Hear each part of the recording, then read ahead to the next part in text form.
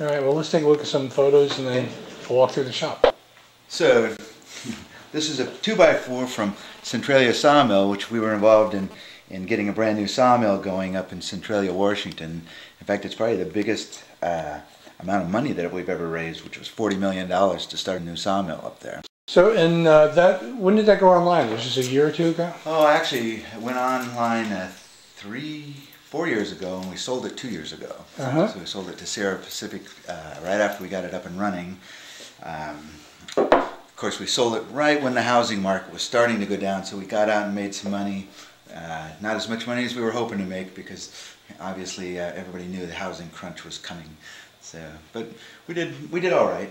That was not so much of a hands-on technology for you; it's just a deal. It was a deal, and I was more involved in the funding and on the board of directors and getting it going. Not the technology-wise, it was not my passion. Not my passion at all. And what attracted you to the deal, though? I mean, that's a good question. I knew the guy.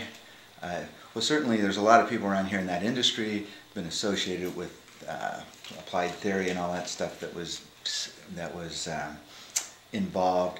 And actually, my son went to work for a company that makes sawmill equipment. So the majority of the equipment was made by my son's company. Interesting. What's that? US&R.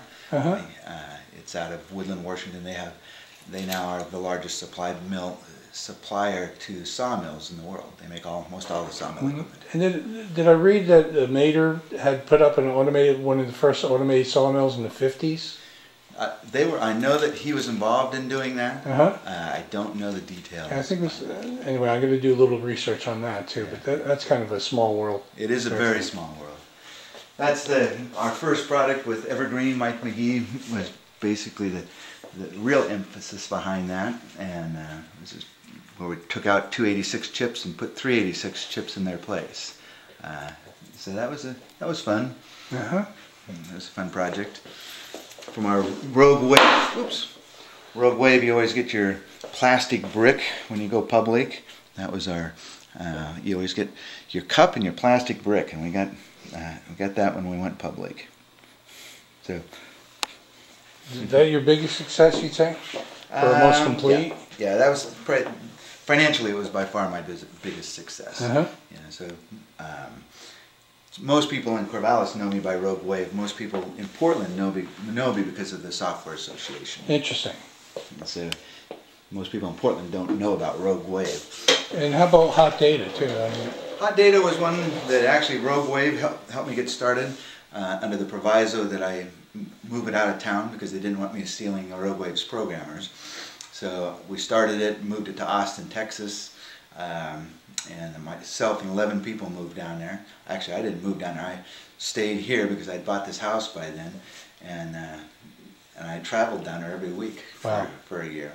And then we ended up, part of the third round of funding was to get a new president.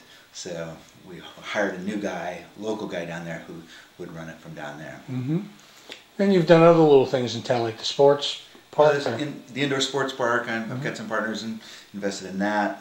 We did an asphalt paving company with another friend of mine, so that was actually run out of the shop here for a couple of years. Did several real estate investments, so yeah, I've done a lot. I think people ask me how many companies I've started. My number is 17. Wow! But some of those were little tiny things, and some of them were fairly successful. So they vary in size as to how big they really were. Nice. Okay, and so let's go look at when you get successful and you get to reward yourself. What you get? Show you around. All right. So this is actually your office in your shop. Yep. Okay.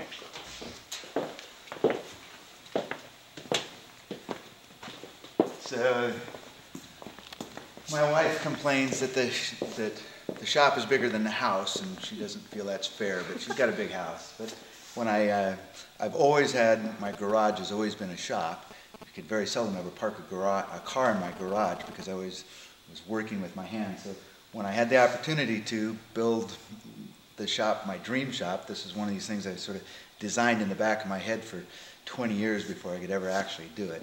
It was a lot of fun. So I essentially have a metal working shop on this side, and you've got my mills and all, Torch cutters. Yeah, torch cutters and plasma cutters and Iron workers. iron workers and lathes and all that stuff.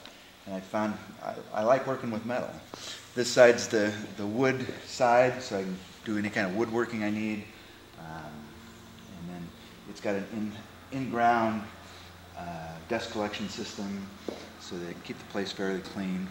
And the other side of the wall there is my paint booth, so that I actually worked my way through college painting cars, so it was always my desire, if I could ever do it, to be able to do it whenever I wanted to. So I have a finish area on the other side with sandblasting and painting. And So how much you get to use that? I've painted several cars, but Yeah. it's sort of a joke that for as much money as invested in there, I could it'll never pay for itself. There's no doubt about that. All right. And there's your supplies. And it looks like some Lego robotics boards. Yeah, the Lego tournament's coming up here, and we're starting to dig that stuff out. So we do all the Lego kit assembly here. So we can bring about 25 people in and build all the Lego kits for the tournament that goes on in this year. It's going to be in December. So that'll start happening here pretty shortly. So that's another good deed. Yeah, that's a Good fun works. one. That actually turns out to be year-round, because people come in and borrow the tables, and so the schools borrow the tables. I keep the tables here just because I have room to do that, and people borrow the tables and take them back, and that happens a couple of times a year. So it's fun. Helping the kids is fun. That sounds pretty good all around. Some interesting work, interesting projects, make a little money, enjoy life. I got no complaints. Yep, can't be bad. All right, thanks. All right. Thanks, Dan. Thank you. So again, I'm Jamie Severiano with Innovational Musings, and thanks.